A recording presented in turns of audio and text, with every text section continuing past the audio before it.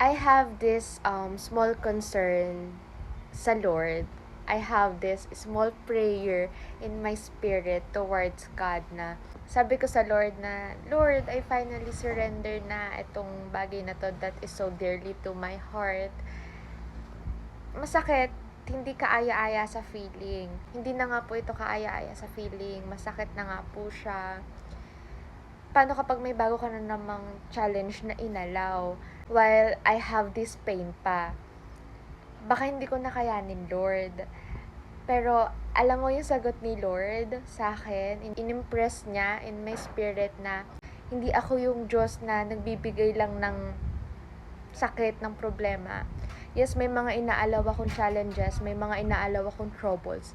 Pero yung kasabay nun is nag-uumapaw na pabor galing sa Kanya.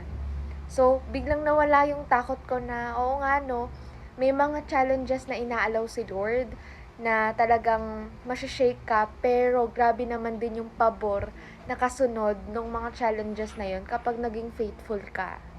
Sunod-sunod magme-make way si Lord sa mga area ng buhay mo na nagkukulang, kapos-kapos, yung mga totally messed up sa buhay mo, papaboran ni Lord yan, aayusin niya yan, though hindi mo pa, chaotic pa siya sa paningin mo, pero in your spirit, you know, God impressed to you, God registers something in your spirit, in your heart na nahawak niya yan, aayusin niya yan, kontrolado niya yan, that He will be God over that thing.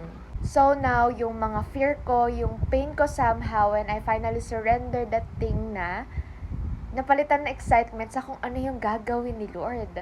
Siyempre, ayoko magpaka-plastic. I know how good our God is. I know how good my Father in heaven is. So, hindi ako magdedemand sa Kanya na, Lord, ganito yung balik ha, ganito, ganyan. Pero I know, I believe na may mas magandang balik yung pag-obey ko kay Lord. Katulad ng ginawa niya kay Isaac at kay Hannah when they finally surrender, they willingly surrender yung pinapasurrender ni Lord sa kanila.